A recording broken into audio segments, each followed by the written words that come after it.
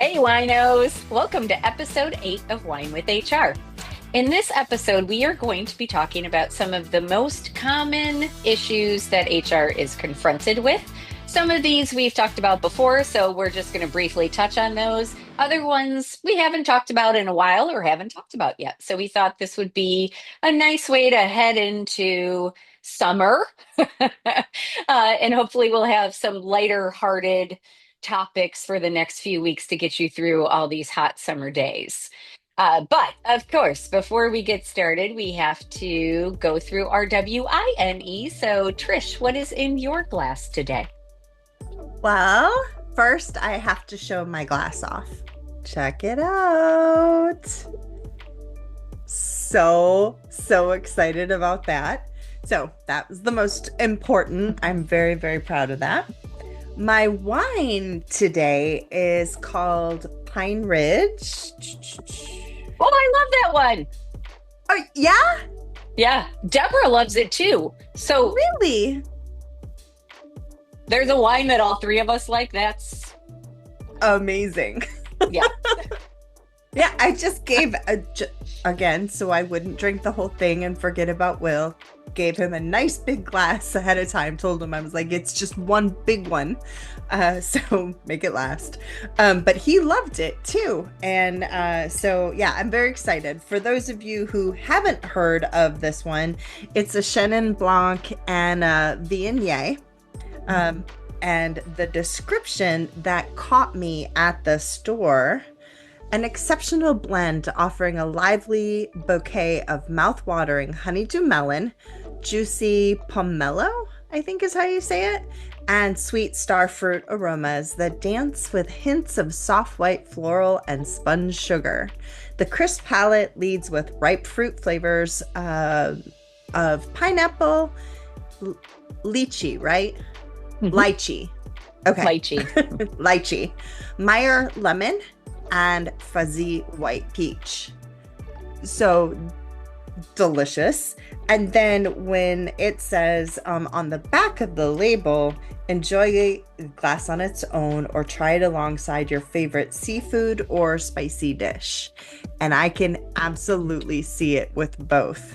I'm thinking like a vegetarian spicy dish though versus like a meat spicy dish, just based on the little sips that I've had so far. But I haven't had like a full sip, so give me a sec. Oh yeah. Yeah, definitely all three of us will be having this together. That is delicious. One more thing I have to show, Jules. More merch. Check it out. Can you see it? It looks great. I love it. Yeah, I'm super, super excited about it. So one of our shirts that is now available on our store. And Julie, I see you have a different hat on. Can you like feature your hat and tell us what you're drinking? Absolutely. Yes. So this is one of our Wine with HR hats with all the colors of the logo. I really love these hats. They fit very nicely. They're adjustable. So big head, small head, we got you covered. Literally. But no, I wore it out for a walk over the weekend, and it was great because it was one of those like squinty days where you don't quite need your sunglasses, but you need a little bit of help. So it was great. So yes, we have this one. We also have a denim colored one, which Trish, I think, has shown off before with a white logo. I am also have my Pride glass, which again, even though Pride Month is over, we continue to support all of our LGBTQ plus friends and colleagues. And so anytime somebody purchases something with the Pride logo on it, the proceeds will go to the Trevor Project for the rest of the year. So whenever you want, go check out the stuff. I'm drinking something very interesting today. So I have to first give a shout out to Eric Schmidt. He's one of our longtime wine listeners. He's also my banker. Also to his branch manager, Leo. They're wonderful, wonderful guys. So Eric had been telling me about this wine last year called Key Lime Pie from Oliver Winery. and I could not find it anywhere. So he gave me a bottle when I saw him recently. And it is, Trish and I have a theme with the wine bottles today with the green labels. So, anyway, it's a very pretty bottle. It's at, for those of you in Ohio, he said the best place to find it is Giant Eagle. Now, I am sipping out of one of my little Grazie wine glasses with this particular wine because it is a dessert wine and I am not a huge sweet wine person. So I'm just having a little taste, but wanted to make sure that I tasted it on one of our episodes since he recommended it. So, shout out to Eric. Key lime pie. It's an apple wine, so not grape, but apple wine. And it says, pour yourself a slice and enjoy. Refreshing and festive, sweet yet tart key lime, sweet meringue swirls, and hints of graham cracker crust. No forks required. Serve extra chilled on a bright summer day. It is a bright summer day, so we got that part covered. So here we go.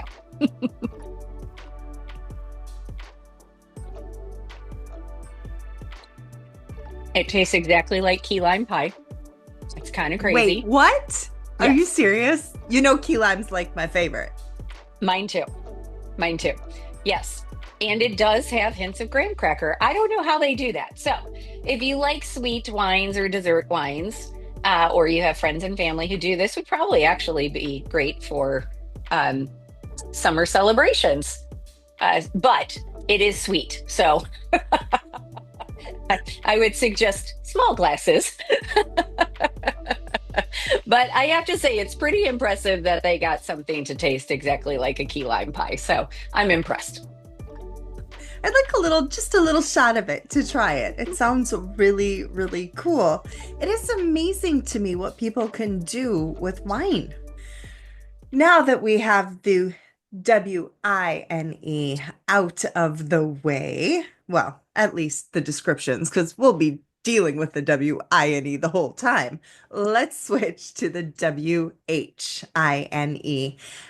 We are actually coming to you this week. We are coming to you this week live. That's what that sounded like. Um, this is an article that Julie found that I think is just fantastic because it really does summarize all of the things that Julie and I have already been talking to you about and some things that she and I want to talk to you about in the future. So it's the 10 common HR issues, and the best part, and how to solve them.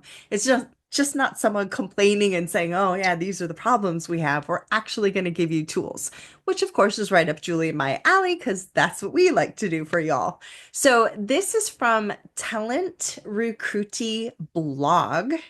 And let's see, this is from 2024, but I really do feel like it's more relevant now, maybe than it was even in August. So I am super excited to get to these. Jules, where do you think you want to start? I think so. Let me just back up for a second there, get my thoughts in order. So, as Trisha mentioned, one of the reasons we chose this article is because it really does a nice job of doing challenges and solutions. And so, of course, we will put it in the show notes for you. The first couple of things have to do a lot with recruiting and employee engagement and retention, which we've talked a lot about in the last couple of episodes. So, we're going to focus on numbers 7 through 10. And then if we have time left over at the end, we'll cover some of the other ones. So I am going to go to number 7, which is balancing senior leadership wants versus employee needs, which I think can be a real struggle for companies and particularly for HR professionals and managers, because HR professionals and managers are often stuck in the middle and they're trying to balance both. And a lot of times there is a disconnect between what leadership wants to do and what the employees think is necessary. Little stat for you, stealing Trisha's thunder right off the bat here, but so I'll according let to you do it. It's okay. thanks, just this once, right? Just this Right, once. just this once. Okay, so according to a report by Achievers, only 27% of employees feel that leadership is adequately trained to lead through changes, indicating a significant gap between leadership capabilities and employee expectations. And so, again, this is a middle ground where HR tends to be stuck in and probably is going to be for the foreseeable future. And a lot of times that comes from a misalignment of priorities. So, senior leadership is often focusing on strategic goals while employees prioritize day to day satisfaction and work life balance. And when they're focusing on those strategic goals, sometimes they can't see the tree for the forest because they're more worried about, the bottom line, increasing profits, whatever those big goals are. And sometimes they can forget what it's like for employees to work on a day-to-day basis. Communication gaps, we talk about communication all the time, but a lot of times leadership is at the highest levels, they're having those conversations in only those leadership groups, and the information is not getting out to the employees. And as Trisha always stresses, how important the why is, that why is not trickling down. And oftentimes, I'm sure the managers who are listening can relate, you guys are stuck trying to guess what the why is, or trying to, tell employees that they have to do something without knowing the why yourself. And that can be really frustrating for everybody because then, you might get to a point where you're like, just do it. And it doesn't leave anybody feeling good about anything. So and then the last thing is, everybody is resistant to change. So if leadership is trying to make big changes, there are communication gaps. They haven't explained the why, and they haven't shown employees why those changes are important. Then, of course, employees are going to be resistant to implement those changes. So, before we get to some solutions, I want to get Trisha's thoughts on what I just talked about. I was so happy you pointed out the why because you know that that is exactly where my head was when you were talking. I think that one of the things that well, let me back up a little bit. One of the things that Julie and I both talk about all the time is that fact that our managers, bless y'all, okay, but you are promoted and not given the tools to succeed. And this, I think, is one of the places where it is most evident because, again, if you are not given the tools on how to relay information, whether you have the why or not, it can really, really backfire on you. Let's just put it that way. Because if you yourself are upset about the change, if you have foreseen something negative and then you just go to your employees and you're like, oh, well, this is so stupid. Can you believe management wants us to do that? I don't know what they're thinking. Well, are your employees going to give it a shot? No way in heck. So, what we really want you to do is change your delivery, change your focus, even if you don't know the why. First of all, ask what the why is. But if you don't get it, or if it takes a while, just remember to really be positive in yourself. You yourself, like Julie mentioned, we all are a bit resistant to change. So try to figure out what that resistance is on your part and then approach it from a totally different perspective. Talk to your employees about it and really tell them like, listen, I don't know if this is going to work. I want this to work, so I need you to really give it a good try and then come back and tell me what is working. And here's my favorite part, and all my classes have heard this. And then tell us what we could still improve. Not what isn't working, because we don't want a bunch of complaints. But the what we could still improve, I guess I'm moving right on to solutions and didn't even realize it. What we could still improve allows people to come back and tell you, here's what I'm thinking. And I think that if they feel like they're a part of things, if they are know that they're going to be heard, then maybe that resistance to change would be muted a little bit. I think that's a brilliant idea, Trish, and it goes right with one of the solutions, which is involving employees in the decision making.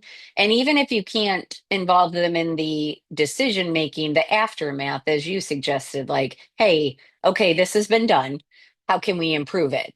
And get their thoughts. But if you can find a way to allow for some employee feedback or participation in big changes that are going to be systemic, that it would be really helpful because you're giving those employees a voice. So whether that is through town halls or open forums or, whatever ways that you get information to employees and can get some information back. So again, communication shouldn't be a one-way street. It should be two ways. It should be going flowing, from top to bottom and bottom to top. Um, Another thing, like think about different ways that you can communicate because again, we don't all have the same communication style. So one thing that one of my clients has started doing, which I think is really cool, is they have started a podcast.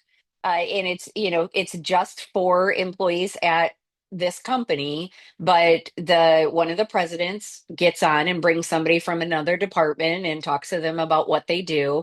And it's also like they're short, they're like 20 minutes, so much shorter than our podcast.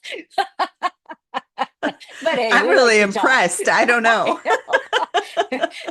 Yeah, the only way ours is ever going to be 20 minutes is if you put it on like triple speed, and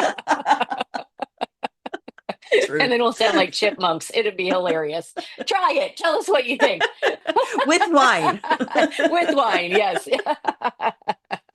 Anyway, but that's kind of a cool idea because one of the things, and the reason they started this, which I also think is brilliant, because again, it shows that they know their people and are thinking about the best ways to communicate with them. But they have a lot of people who are on the road constantly. So it's easy for them to, turn on a podcast in their car while they're driving and listen to something for 20 minutes. So I thought that was such a cool idea.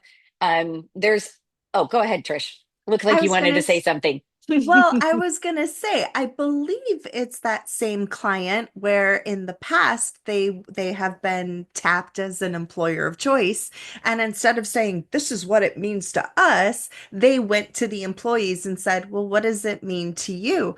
And we did the town hall, and what did we have? Like a third of their employees, maybe even more than a third, that really wanted to be a part of those meetings. And I, again, was so impressed by that. And it really does go to show you your employees want to be involved if you give them the opportunity.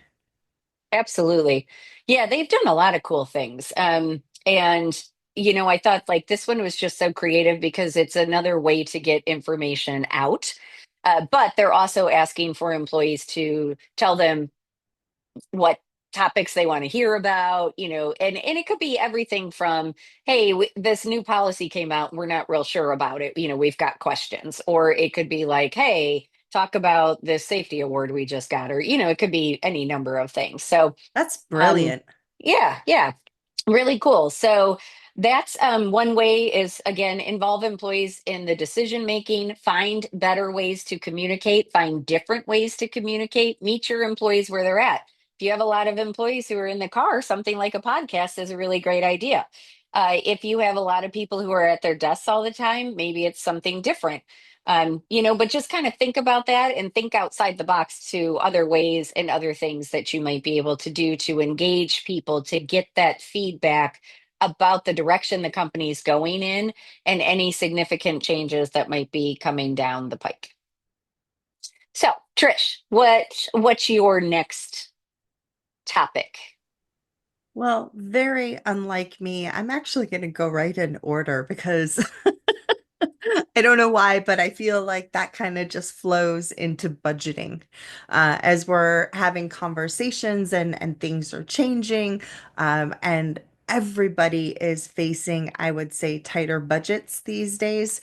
I think this is one, especially, look, I know it impacts every department, but I really do feel like it impacts HR quite differently. And the reason why is because we actually touch every single aspect of the company. So when our budgets are restricted, it is going to basically impact every single department, some more than others, but it will definitely impact. So that's where I thought I would go. The challenges that they mentioned in the article, the first one, of course, is resource allocation. So if we do have these limited budgets, who gets what we have? How much do we keep for just HR? How much do we keep for maybe doing fun stuff for our employees? So if you do have, let's say, a limited budget for training, where do you focus your training? Do you focus it at the top, the middle, the bottom? Do you try to spread it out throughout?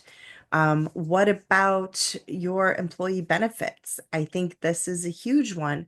If you are trying to get off the ground some of these programs that Julie and I have talked about that can be so fun and impactful for your employees, especially when it comes to retention and engagement, those words that are really our theme this year, unintentionally, but they seem to be our theme this year. Um, how are you going to do that if you don't have any money in your budget to work on some of those? So that would be, I think, one of the big challenges. The second one, kind of going into that same realm, is the limits on initiatives and perks. So if we don't have a lot of money for recruiting and training and benefits, clearly we're not going to have the money for those benefits and perks as well. And so, again, going back to what I just said, how is that going to make your employees feel? Are they going to feel valued? If you are doing some of these other things that we're talking about, if you are maybe you're having a tougher year where you're doing layoffs, maybe you're trying to downsize in some fashion. Well, how is that going to impact your employees? And then all of a sudden they're like, well, wait a minute. Now we've lost these perks. We've lost this. We've lost that. And oh, am I next on the chopping block? So you start to see those kind of thoughts come in. And then again comes the disengagement and people just jumping ship. The other thing is, we always talk about, Julie and I are huge on promoting from within and really educating your employees. We've talked, I think, at least 5 different times about the benefits of doing that for your employees and how a lot of employees will actually stay at a place where they make less money. Again, if I think it was 80, what was it, Jules? Do you remember? 85, 88% or something ridiculous like that.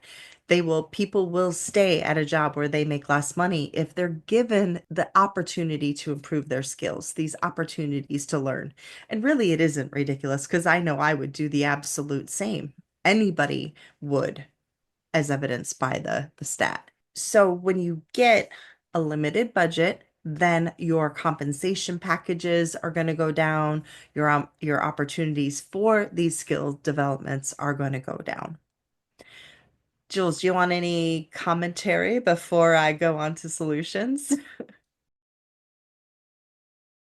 No, but I want to talk to you after you talk about solutions because I have one that came into my head as you were talking about potential solutions that is not included in the article, but goes with what we were just talking about. So, Oh, all right. I'm excited.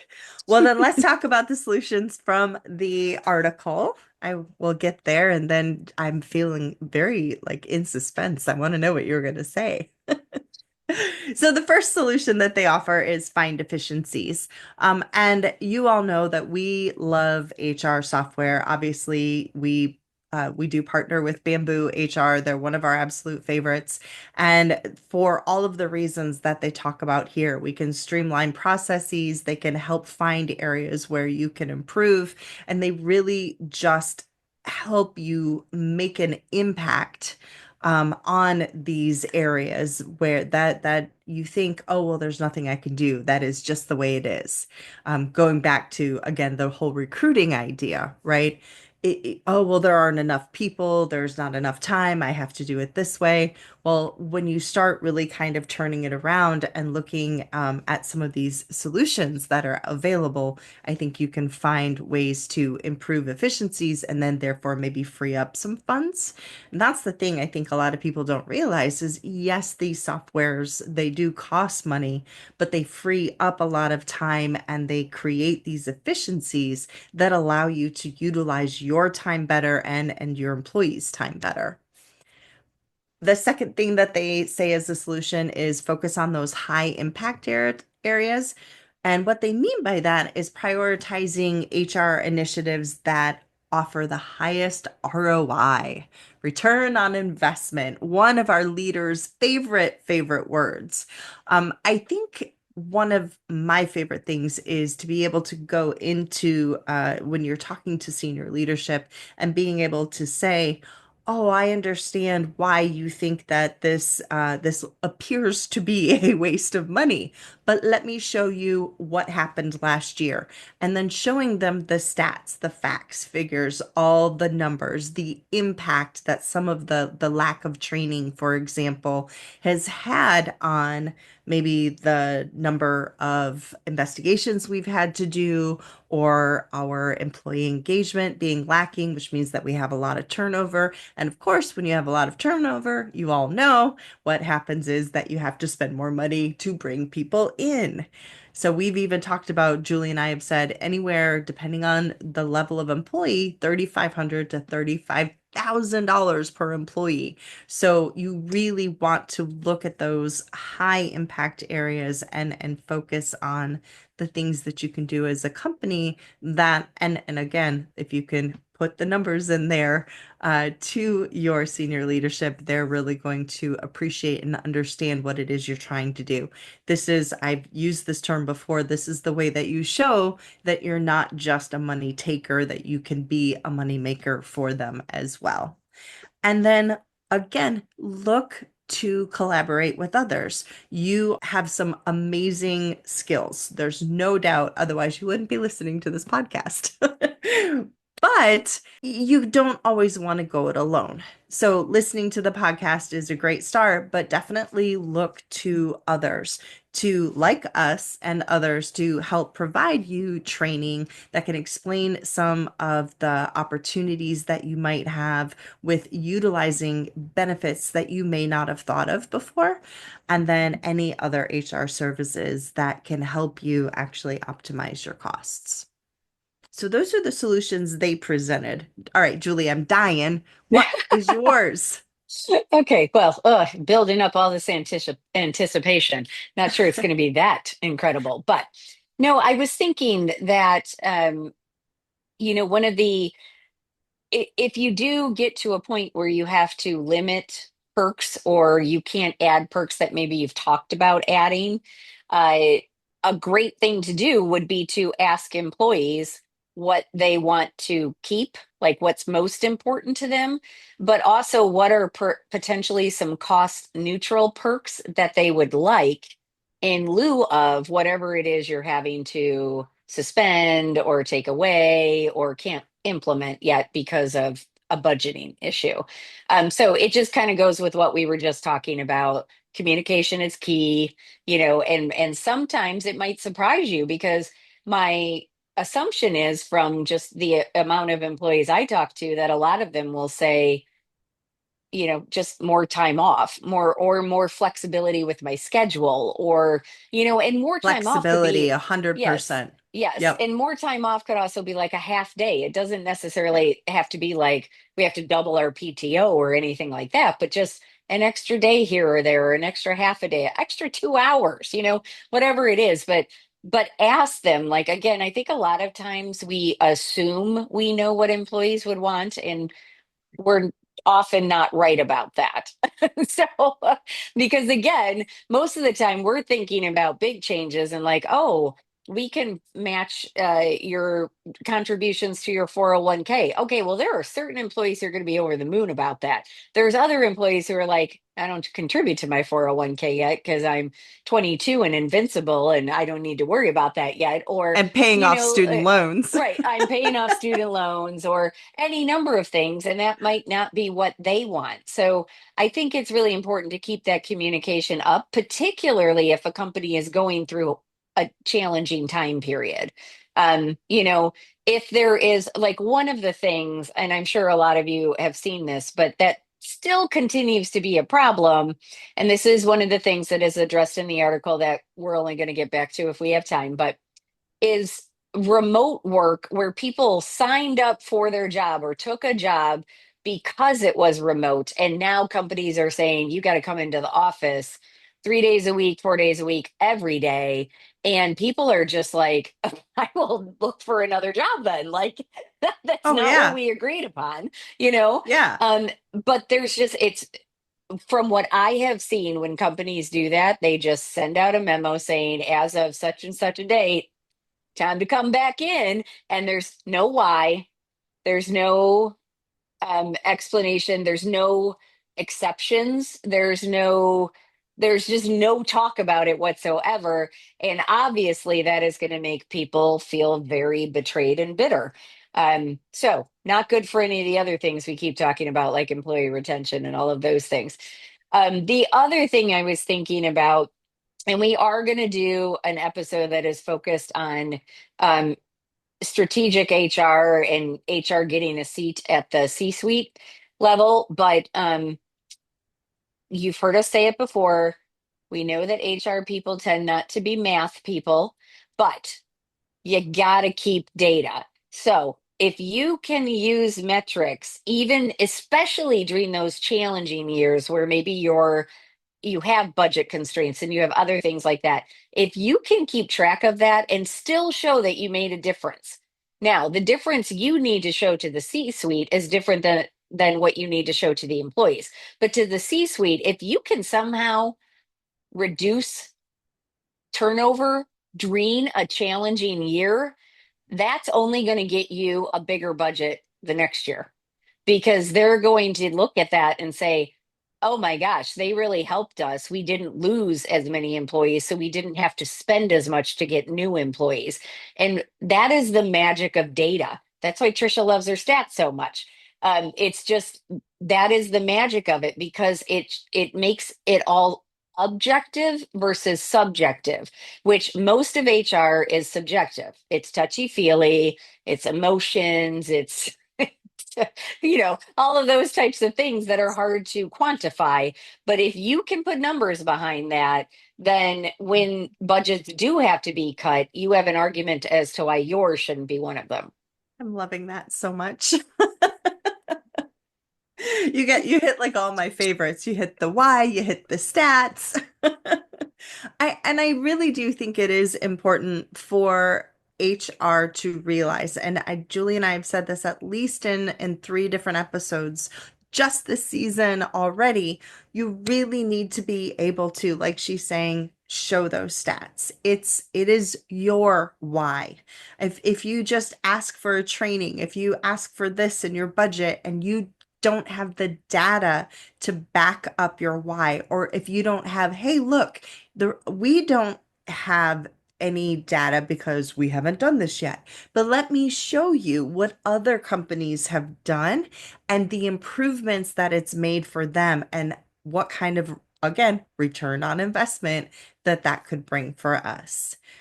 So I agree 100%. So don't be afraid of the numbers, even if initially the numbers are bad, because then you can show a vast improvement. So it's kind of, it could be a good thing if the numbers are bad to begin with, because then, you got nowhere to go but up. So, I love it. okay. So we're all about positivity here today. Definitely. Okay.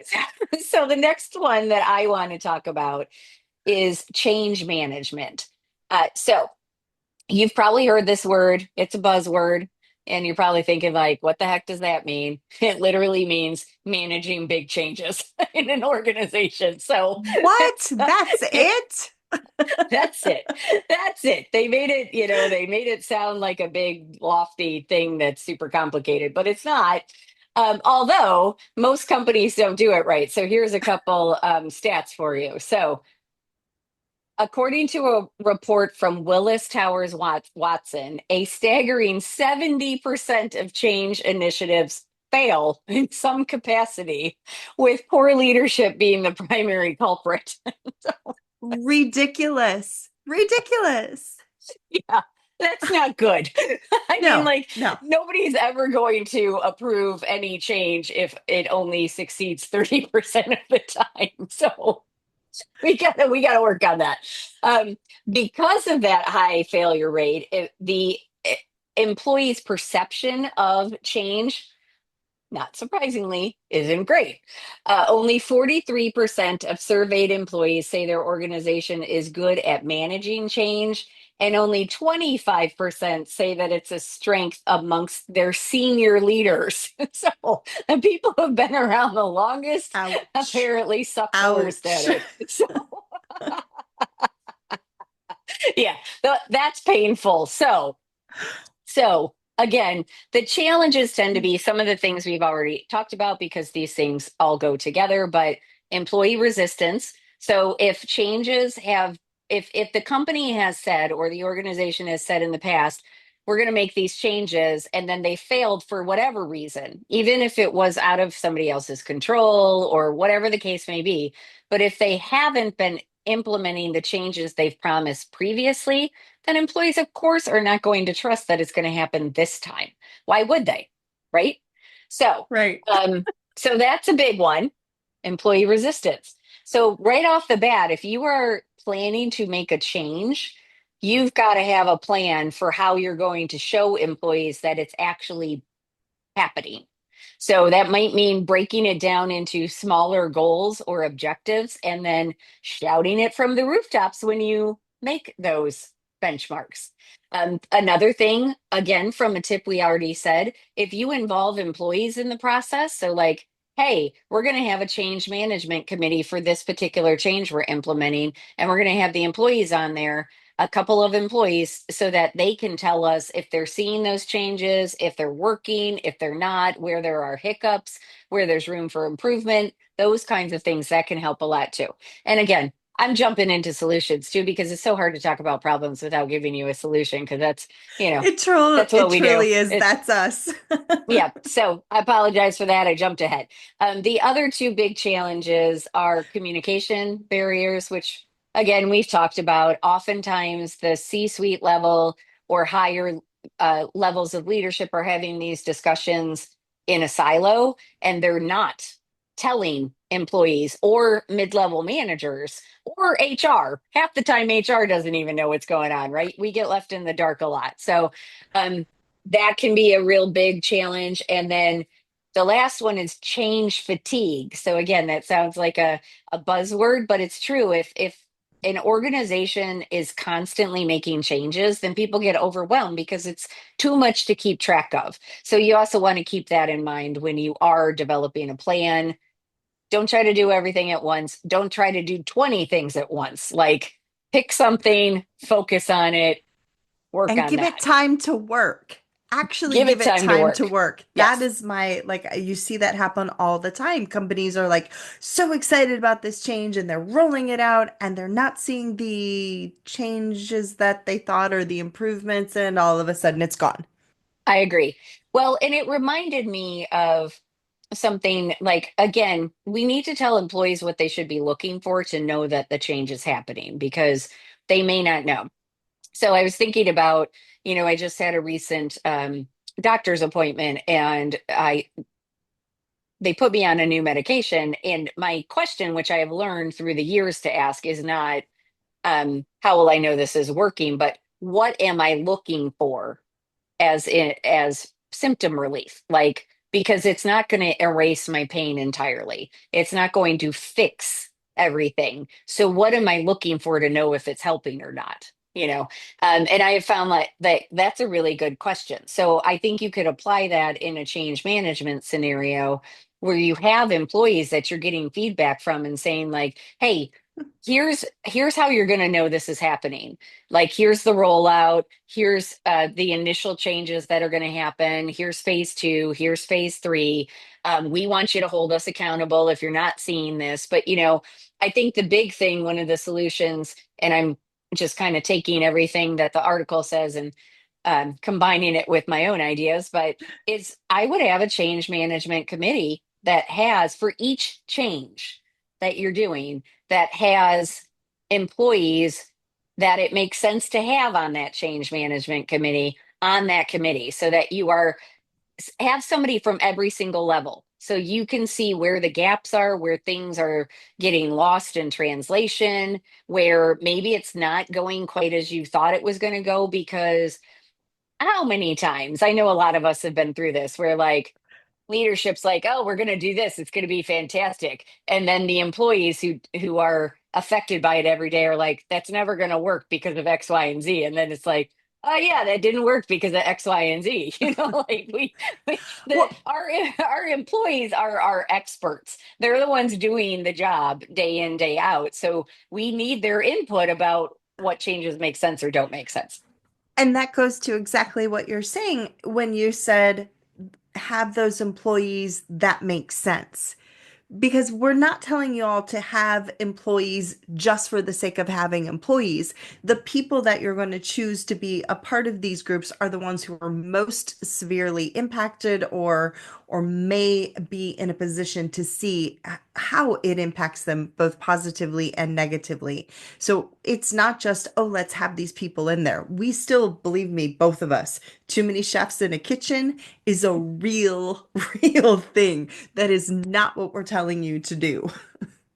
Right. Like, for example, if you are implementing new sales tracking software, then you just need a couple employees that are salespeople. Like, you don't need somebody from accounting.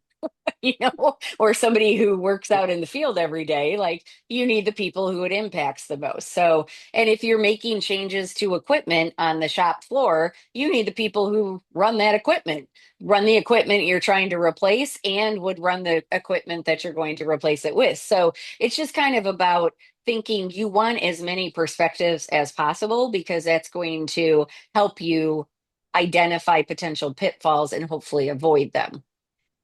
So the last solution for change management, which I think is fantastic, that is mentioned in the article, and a little bit outside the box, because I'm not sure that you would necessarily think about it, but is supporting mental health. So again, change is hard. And if there are things like change fatigue, and there's patterns that the company hasn't followed through on things, then you want to provide support to your employees to help them manage the stress that comes along with big changes, and also be more adaptable. And that may include things like counseling or stress management workshops or other things like that. But I think we need to normalize talking about how change is difficult. It can lead to good things, it can lead to improvement. But, I think we tend to minimize it a lot, because we'll say, like, yeah, we're making this change. We know you guys are nervous about it, but it's going to be fine. It's going to be fine. Just trust us. Well, what's your track record, right? Because like we talked about, if you haven't done a very good job of it before, then that's not going to be great. So I thought that that was really thinking outside the box, but being very proactive. So I love that, supporting mental health. And that goes with one of the other things that we often tell people, which is normalize conversations around your EAP, right? Your employee assistance programs. Normalize those conversations. If you have a weekly newsletter, a monthly newsletter, whatever it is, every single time feature something different from your EAP so that your employees get used to hearing about it. They understand what it's used for. Because what I've seen is that when people don't normalize those conversations, when they say, oh, well, we have this EAP, they go, what are you saying? I have some mental health issue? Like, okay, first of all, if you do, that's okay because there's no difference between a biological health issue and a mental health issue. They are the same. I'm here to tell you, all right? That's the first thing. The second thing is that it is because there has been this stigma around mental health and EAPs. They have not been widely advertised. They have not been really understood by our employees. They think that we're going to know if they use it, and none of that is good or true. So make sure that you can again normalize the conversation, not just supporting the mental health, but really normalizing it and letting people know the resources that you have available. If you have something outside of your EAPs, fantastic. Feature it, let them know what it is. So important. Mhm. It's just a cause dear to my heart because I think there are so many people that are suffering, um, and they often feel they can't talk about it. And as we've said many times before, you bring your whole self to work. Like you can't separate out what is going on in your personal life. And if you're struggling with anything, any big major life change or stressor, it's going to make it harder for you to be you at work. And then on top of that, if there's a stigma around asking for help, that's obviously not going to be the ideal outcome. So the more we can normalize just like, hey, not only is it totally okay to say you need some help, but we've got this great program, and again, Sure. most of the times your EAP is free. It's part of your health insurance or part of the premiums that you pay. It's free to employees. It's a great resource. And so one of the things that I would say is if leaders were willing to share that they used EAP services, I think that would make it Mhm. much easier for employees to do as well. So, again, like making ourselves vulnerable, this is not in the article, but making ourselves vulnerable, sharing our own experiences. When leadership does that, it's really, really powerful. So, I think, again, we've probably said enough on it, but mental health is only going to continue to be a bigger and bigger issue. And I do think a lot of that is because we are more comfortable talking about it, not as comfortable as we should be. We haven't normalized it yet, but we're more comfortable talking about it. But also just because the world's way more stressful now. So, like, and again, you never Way know more what's going stressful. way more stressful, which is why we keep drinking. No, Cheers. cheers. but but I just think it's, especially if it is coming in the midst of a big change or what we're going to talk about next. I'm just putting it up on a tee for you, Trish. But like Thank in the you. case of reductions in force, like if we're about to hit a difficult time, then that is definitely when we need to remind everybody, if you have counseling services, EAP, things like that, that those resources are there for them, and to keep saying it so that people don't forget. But so Trish, I'm going to turn it over to you, and I didn't give you an option to jump around. I just because you said we were going in order. So um, tell us about reductions in force. Rifts have existed for as long as businesses, right? So that's the first thing. But I really do think, and as the article very, very wisely points out, that since COVID, since 2020, just 2020 alone, we don't even have to go back to like the 2008, 2012, and that just from 2020, and then with COVID, and then the tech bubble right in 2022. So just in the last 5 years, we've had some two huge things that have impacted our workforces. And the really crazy thing is when you think about like the tech bubble, you think of it as just a standalone, but really and truly that has impacted all of us out here outside of the tech industry as well. So here's the thing. Who does this? Us. Who has to be a part of the meetings deciding who is going to be let go? It's HR. Who gets to communicate it to the employees? It's HR. Again, Oh yeah, it. yeah, because Oh, the C-suite yeah. isn't having that conversation. Heck They're no. gonna avoid that. You know, 10-foot Again, pole. See you later. this is why it's whine with HR, because we whine and have to whine because they will not touch it with a 10-foot pole. So these are the people that we've worked with maybe a year, maybe 6 months, maybe 20 years, right? So you have a relationship with these people, and now all of a sudden you have to tell them, I'm sorry, but we have to let you go.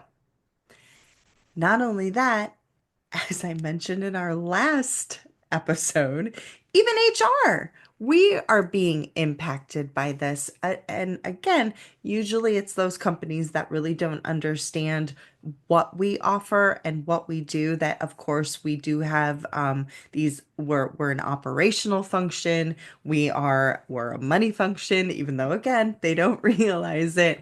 And so I think that when people look to or companies look to some areas that maybe they can cut, it we all of a sudden go from 5 HR people down to two.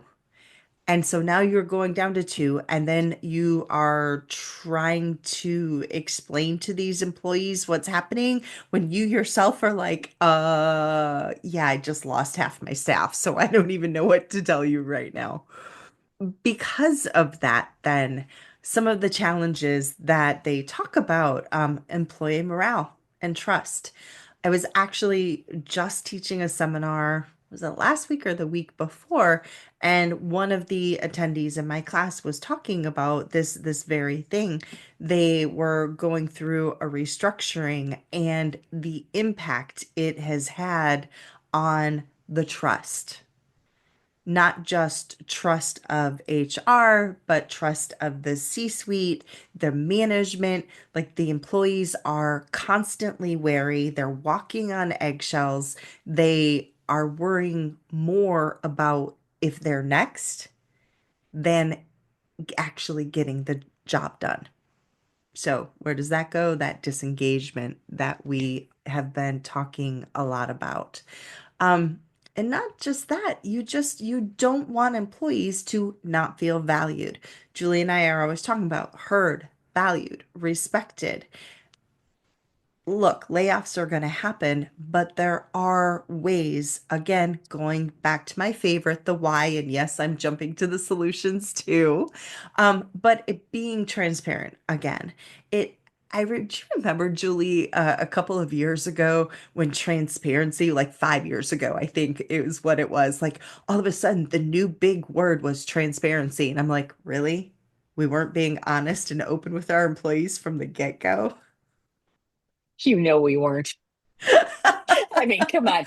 That's the But whole like, like don't talk about your salary with anybody. You can't tell people that. Just FYI, in case you're all out no, there like wondering, you can't. no, Can't tell no. people they can't talk about their salaries with each other or their raises or their bonuses or their comp. So, yeah. No, we NLRA. yes, yes. Historically companies have not felt that they needed to tell employees anything. But So, isn't that amazing to you? Like mhm. I don't, because of the way you and I operate and just because of who we are and what we've always done, it doesn't make sense to me. I'm like, really? All of a sudden you're like, this is the thing that's going to save us. Duh. Yeah. So I think the Tricia will go over the rest of the solutions, but I think one of the biggest things, and again, it does go with our transparency talk, but it always comes back to communication. You are allowed to feel bad. You are allowed to show that this is hurting you as well. So again, I know lawyers, we are the ones who told everybody they had to be robots and you shouldn't show emotion and this, that, and the other thing. But you know what? Riffs are awful on everybody. Everybody. The people who stay now have at least twice as much work, maybe more. They've also seen their friends have to leave. The people who leave have to figure out another way to work. HR has to deliver the messages, which is not fun in any way, shape, or form. And so I think it's really important anytime a riff is happening. Again, communication is key, but don't don't ignore the emotional impact of a riff. Again, it is not just something that happens. And never ever use the phrase, it's not personal, because Oh my gosh, that is the worst. it is to the person who just lost their job. So, emotional intelligence is really, really important right here. So, again, that's just, I think it's really important on so many levels. So, the conversation that you have with the person who is getting laid off is one thing, and you can express sympathy and empathy, and you should, if possible, give some resources with like job placement, counseling, etc. All of those things are great. Um, but you also have to talk to the people who are staying because they're like, what the heck is going to happen? We already had too much work. Now we got to do the work of five people. And what does that look like? And what am I going to be judged on? You know, and I'm not getting a raise because you just had to lay off a bunch of people, but now I'm doing the work of five people. So you got to have those conversations as well. And so it really, really is that is the first solution. So I just stole that, but it's transparent communication. Like you've got to be honest with people, and you've got to be upfront about the fact that it sucks and things might suck for a while, but we're a team, and we do want, again, going back to what we started talking about, we want feedback from you about how we can make it less painful. If it's got to be painful, there hopefully are ways that it can be made less painful. And don't assume you know what those ways are. Talk to your employees. Well, yeah, because they're the ones who do the work every day. So they are the ones who probably have thought, why can't we do this? Why haven't we done that? And of course, the answer is, well, we've always done it this way and it's not broken. So why fix it? My least favorite answer ever. Um, I do want to go further into something that you talked about already, Jules, which is the support for affected employees. I think that this, and I know that we've talked about this once or before, but that I always think of Deborah when I think about this because she has been in a role where that's what she did. The company that she was working with, as they were letting people go, one of their big things was trying to find support and outplacement, sending them to career counseling, helping them try to find jobs within either the same industry or other industries. Hey, you're interested in this? Let's check this out. So I always say, we are human resources after all. So be a resource. Really focus on and genuinely focus on what kind of support that you can give your employees. I just think this is huge because you don't know when you're going to have a boom again. You don't know when you might want to say, hey, we could bring some people back. So I really would remind you, what comes around goes around is how they say it. But more importantly, what Julie and I say is just it's more than just treating others how you want to be treated, right? We always use the golden rule plus, which is think about how you would want to be treated or how they would want to be treated by you. And I just think that that will help you through a time like this with that empathy and sympathy that Julie was already talking about. The other thing that I think we have to go back up to the challenges because Julie and I kind of keep going between the challenges and the solutions. But the legal and compliance issues, I think this is a huge one that a lot of companies really don't think about. You want to make sure that you are conducting those layoffs within the boundaries of the law. There are certain things, and we're not going to get into that right now, but there are certain things that you have to do to make sure that you're not violating any laws, especially if you have, say, a particular group of employees that's, oh, I don't know, over 40, just as an example. And so please, please, please, if you are considering something like this, get help. Reach out to Julie and I. We would be happy to talk about some of those compliance issues that you might have to face. And again, I've already said this when it came to talking about the support for your employees, but remember, you may have to rebuild. At some point, you may have to rebuild. And so wouldn't it be lovely to be able to have those people back? In the meantime, though, how are you going to manage the loss of skills? Julie was just talking about that kind of in a roundabout way, but she was dead on in that, look, you need to have a productive team out of those members who are left. How is it that you are going to do that?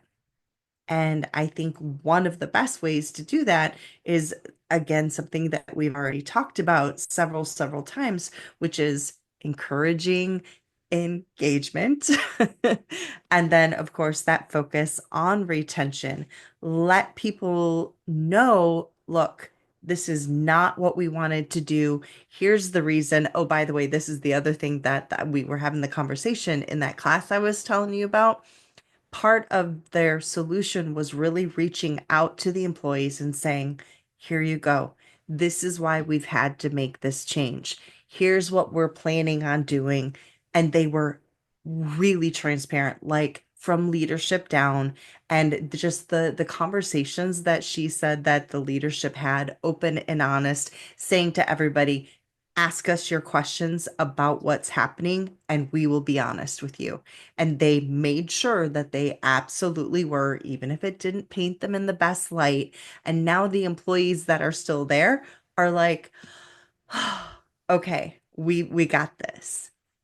So I think that if you are doing that, then the employees who are left, they will really work hard. They will focus, but you got to give them that support. Continue to develop them, listen to their ideas, all the things that we have already said at least 10 times in our discussion, in order to really be able to um, make the layoffs worth it. Yeah, I think, I agree with everything you just said. And I think that it is really important to be authentic and truthful. And again, I blame the legal profession from We get which, blamed a lot, don't we? yeah, And yeah. well, But yeah, I mean, I think I've shared this before, but I was taught early on in my legal career, labor and employment attorney, tell people that just tell people they're fired. You don't have to tell them why. You don't have to, write anything particular up. Like just tell them they're fired. And I understand why that was because it's employment at will, and technically you can fire anybody at any time for any lawful reason. But what I saw throughout my career as a litigator is that if you don't tell them exactly why whatever is happening, they make up stories, and they are never the one at fault, even no. even if they were, and that's how lawsuits get filed. uh, So I have switched and said, oh no, give them as much information as you can. There are going to be lines where yes, you can't share everything with employees, but be as truthful and upfront as you can be, because that is going to make a world of difference. And we talked about this a lot when we were talking about leaders who make mistakes, and owning your mistakes can actually build more trust than sweeping it under the rug. Well, it's the same thing here. The organization has to own up to any mistakes it's made in the past when going through these changes, but you also need to be truthful and authentic about what is happening and how that impacts the company, because those employees, we've said it before, but your employees are most often your most expensive and most important resource. And if you do not give them the truthfulness and candor that they deserve, they are not going to stick around. Like if I don't feel that I can trust the organization and they're going through a riff, and I'm one now going to be taking on the job of, three or four people, I'm looking. I'm looking. oh, And if they it absolutely. right? Absolutely. And if they handled that riff badly, yeah, but one foot's out the door already. Like I'm trying to figure out, I'm at home going, is there any way I can just quit and figure it out after? Like I don't even want to stick around for the excuses or whatever is going to come out. So that transparent communication is so incredibly important. And again, you don't have to be a robot. Like if I'm telling somebody they're getting laid off, I'm going to be like, this is a really hard for me to talk about with you because I respect you and I know that this is going to have a major impact on your life and it's out of your control. And sadly, it's out of mine. And, I want to make this as easy as it can be. It ain't gonna be easy, but like whatever resources I can give you, whatever support I can give you, that is what my goal is.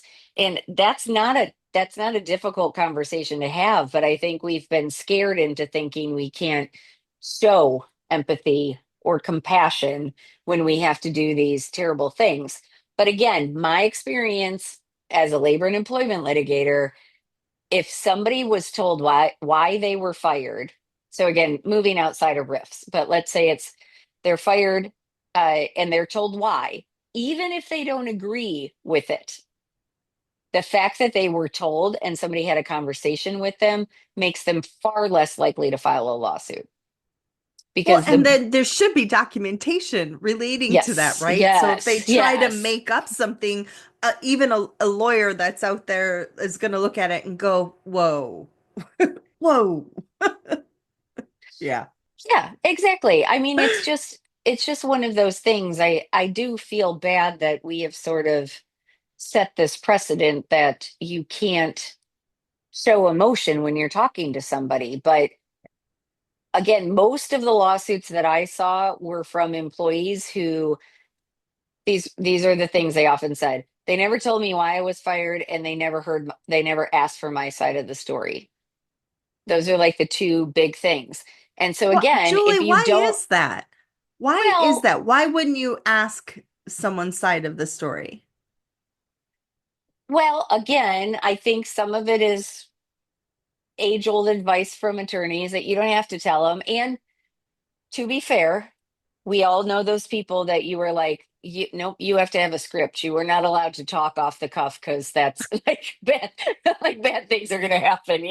So there's that. Oh, So, non-HR firings, you mean? yeah, yeah, yeah, Gotcha. yeah, yeah, Gotcha. yeah. So yes, like if it's just a manager or supervisor or somebody who doesn't have a lot of experience with that, Yes, it finesse. can it can be a disaster.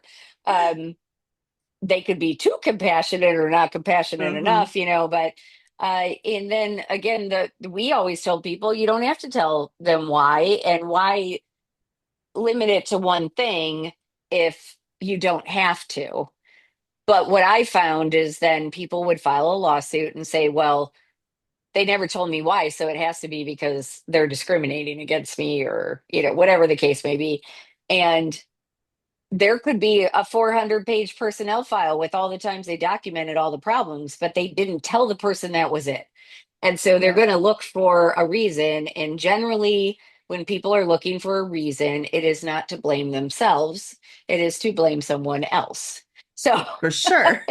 you know, so again, Yep. I've seen it time and time again. And so I think it's really important in all of these situations we've been talking about to just have frank and honest conversations with employees like, hey, we've got to make some changes.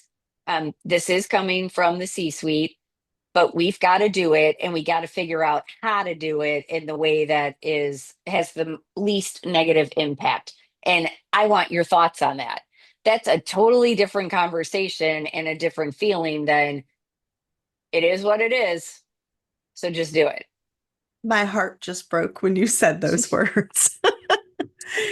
And I think too, the other thing is, and just to go back to what you were saying, employees are always going to come up with the worst reason, right? It could have nothing to do with the reason you let them go, but they will always come up with the worst thing that they could possibly think of. And why not? They're feeling scared, they're feeling disappointed, they're feeling uh, let down by the company. So all of these things, y'all, are things that you may have experienced and we would like to prevent you from experiencing them again.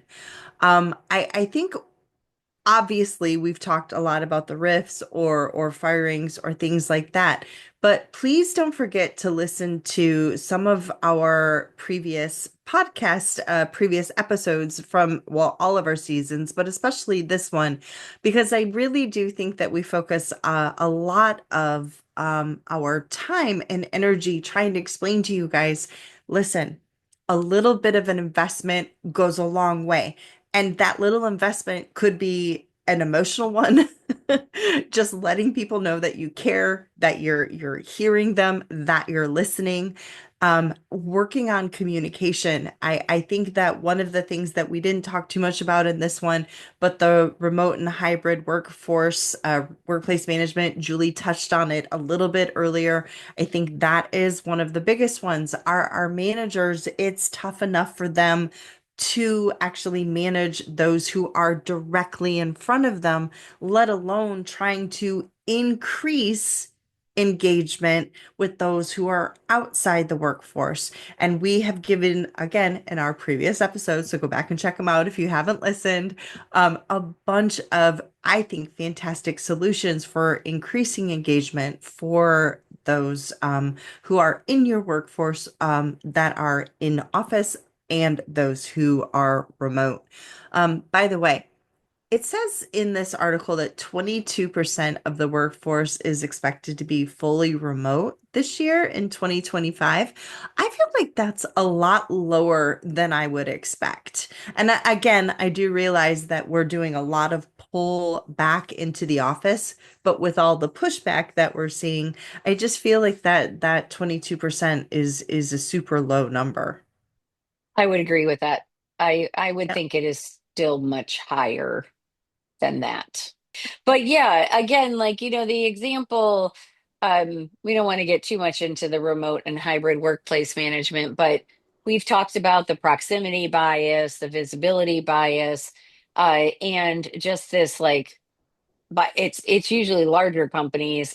And I don't know if this is true or not, but I think one of the main driving forces behind bringing people back into the office is because they spent all this money on office buildings, and then for 2 years they had a bunch of empty space, and now they're like, we can't continue to do this, but we're stuck in our lease, so back in you go. um just my personal opinion. I don't know if it's true or not. I'm just spitballing here, but anyway. um Final thoughts. Julie, So, you oh, yes, go ahead. you just mentioned bias. I did. Yeah, we need to touch just really quick on our DE and I and bias and managing bias in hiring, diversity in candidates. We have to just for a quick minute before we give our final thoughts. Yeah, I agree with that. And one of the things, we've touched on diversity, equity, and inclusion a few different times, and we've talked about how there are people and organizations and a lot of legislators that are demonizing DEI. But the stats show that employees still think it's important. So, from a Glassdoor study, and this is in the article, which of course we will link to in the show notes, recently found that 76% of job seekers and employees consider a diverse workforce to be an important factor when evaluating job offers. That's three-fourths, people. That is Three-fourths. such a big number. It's a I'm big so proud of number. us. I know. You usually don't see numbers that big. So, No. um, I think it's important to remember that employees want diversity, equity, and inclusion. And again, that can take many shapes and many forms, but we can't, or we shouldn't, form our policies and our priorities based on whatever the political landscape is at the time. What you should be looking for is what is right for our company, what fits with our core values, our mission, our vision, and also look for the benefits. I think a lot of times, again, DEI has kind of become this like code word, even though it's three letters and it's really an acronym, but I'm being picky. Anyway, DEI has become like this, you know, bad word. Uh, but again, if you really think about what diversity, equity, and inclusion means, and also that employees want someplace where they can feel free to be themselves. And that is part of diversity, equity, and inclusion. Again, it's making a space for everybody to feel comfortable with who they are in the workplace. And again, we're not excusing vile comments, harassment, discrimination, retaliation, any of those types of things. But it is a really important factor. And again, I think we tend to look at the negatives, especially when it's being demonized, but let's look at the positives. Again, we've talked about them, but there are studies out there that show that a diverse employee pool is going to get you more innovation, a better return on investment, a bigger bottom line, like all of those things. There really is a case for it. So I would encourage those of you who are listening, and some of this can be intangible, but to, start looking around and saying, how does diversity impact us in a positive way? And start listing some of those things out, particularly in HR, because again, yes, we can't always measure everything, but if you can start showing concrete examples, people love anecdotal evidence. They love it. Like, is it statistically significant? Not, but people love hearing it, right? So if you can say, like, if you can look around and say, oh, you know what? This particular team is really diverse and they've come up with a bunch of innovations that have made this company X percentage more than the year before or this year, whatever the case may be. But if you start looking for the positives, just like we've talked about with confirmation bias, you're going to find them. If you're always looking for the negatives, you're going to find You're them. gonna find them. So, That's exactly right. Well, and right. I think, Julie, the other reason why it's turned into such a negative is that people, again, it's being politicized. But the big thing is, at least as far as I'm concerned, like people are thinking of it like, oh, well, this is we can't hire one group in favor of another group, or we can't demonize this group and then hire this group. And we can't say, oh, well, we prefer this person over that person. DE&I has never been about that. It is about looking at the teams and giving every single candidate or every person that works for you equal equity, equal opportunity. And that's all it's ever been about. It is not the same as affirmative action, which again, we have talked about before. But the idea behind this is really looking at your people and saying, are we really listening to her idea versus his? And if we're listening to his and not hers, is it because she's female? Is it because that she has been considered flighty? Or is it because she's considered the B word? Oh, and you know what they call a man who is where a female is considered a B? What do they call a man, Julie, that has the same personality traits? A leader. Yep. They call him a leader. Yep. And again, I am not man hating. I love I love you all men out there. Those of you who are listening, you know that. Um, but the whole idea is that we need to make sure that we really are giving everyone an opportunity to be who they are. Now, I'm not saying bring your drama. I've said this before. I don't want your drama, but you know what? Something in my past may give me an idea that could change us. Listen to what Julie was saying in some of our past episodes, when we were talking about innovation, it was driven from a need and someone thought outside the box. If we all think the same way, if we're all cookie cutter, if we all come from the same space, same socioeconomic status, the same religion, we're all men, we're all women, we're all the same color, we're all the same ethnicity, we're all going to start thinking alike. And so that it's that makes us stronger. I'm sorry, I'm getting all emotional. No, but it's a very good point. And I think again, it's not DEI is not just diversity. It's those other two pieces, equity, which you just talked about, and inclusion. And so I know we've said this before, but a lot of companies, you can't change your diversity overnight.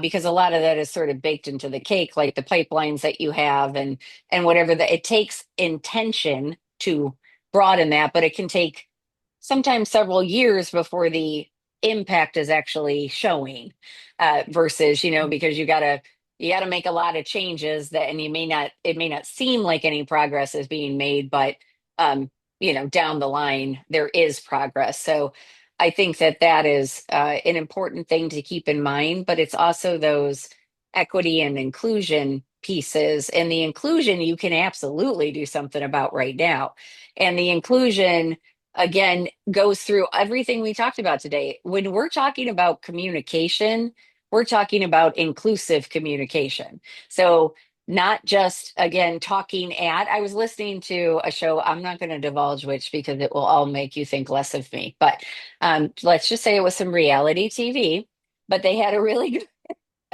they had a really good Anyway, No. I'm a little bit embarrassed about this, so that's okay. But anyway, there was a therapist on the show, and I thought this was such a powerful statement. There's a difference between talking at somebody and talking to somebody.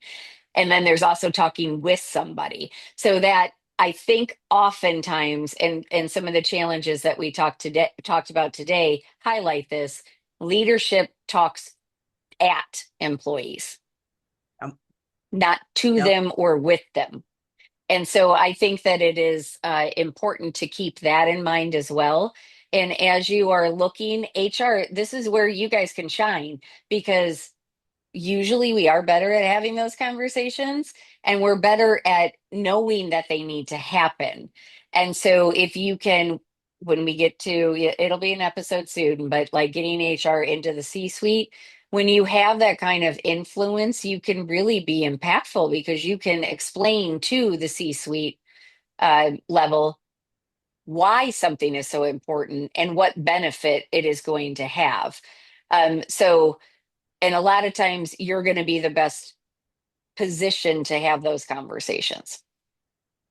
I think, Julie, I'm so in love with that, by the way. But you also said something else about a minute or so ago that made me think of something else. We're talking about increasing your pools and making sure that you have a more diverse talent pool. But here's something that I've talked to a lot of people about, and that is so great. Now we have this increased talent pool, or we have this diverse representation, but now they're gone because people forget about the equity and inclusion part. These three words, they have to go together. If you increase your diversity and people don't feel welcomed, if they don't feel like they're a part of everything that's going on, and if they're not treated equally, they're gonna leave. So that change that you're waiting for, those numbers or those anecdotal stories, they're not gonna happen if you don't have the whole package. Mic drop. Boom. All right. I think that is a good place to transition to our final thoughts. Yeah. So I will make mine nice and short, and I'm just going to say communicate, communicate, communicate. I really encourage everybody to take a look at this article. I think that it really does summarize a lot of the things that Julie and I have been talking about this season. I think it is, and I especially love the solutions. Everybody knows that I'm the one who says, come at me with solutions, not problems. So that's one of the reasons I really, really like this article. I think that they give, like you said, some of their solutions are really outside of the box, some things that we haven't heard before. So my final thoughts, other than that, would be focus on empathy, focus on communication. Like Julie already said, I think you really stole it with the communication, Jules. I just talking with your employees, explaining to them the why is going to make all the difference in the world. I agree. Yes. Remember, human resources. Human, always first. Okay, so let's wrap this episode up. I was drinking different wine because this was, again, it's a little sweet for me, but I'm going to give it another taste and see what I think.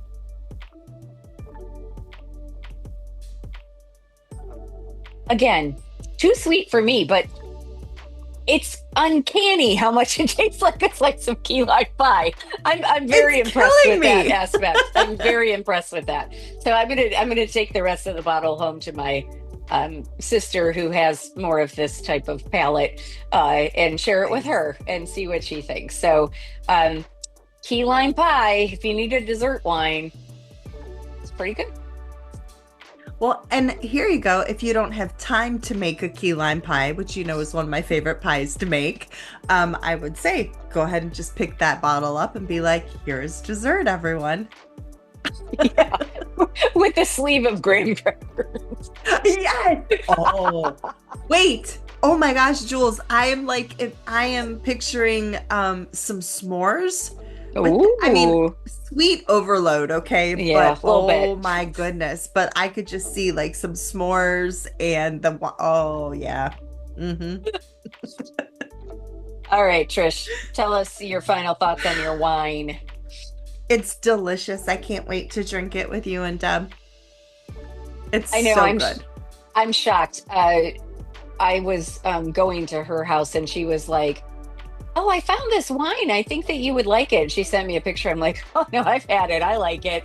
And then I was like, "Oh my God, I don't know, pigs are flying because we do not have similar taste in wine." So the fact that No. three of us have found a bottle we like, it's very good. So okay. Thank you for joining us. We hope you found this episode helpful. And hey, if you need some free training, tell your managers to subscribe to our podcast because we got all sorts of stuff that they can learn from, and our fellow HR professionals as well. So thank you, as always, for joining us. Please email us with wine recommendations, topic recommendations. Um, if you don't like something we've said or done, just be gentle about it, but we'd love to hear it. And if you just want to say hi, our email is whine at monarchendeavorsllc.com. It'll be in the show notes. And with that, we bid you all adieu. Cheers. Cheers.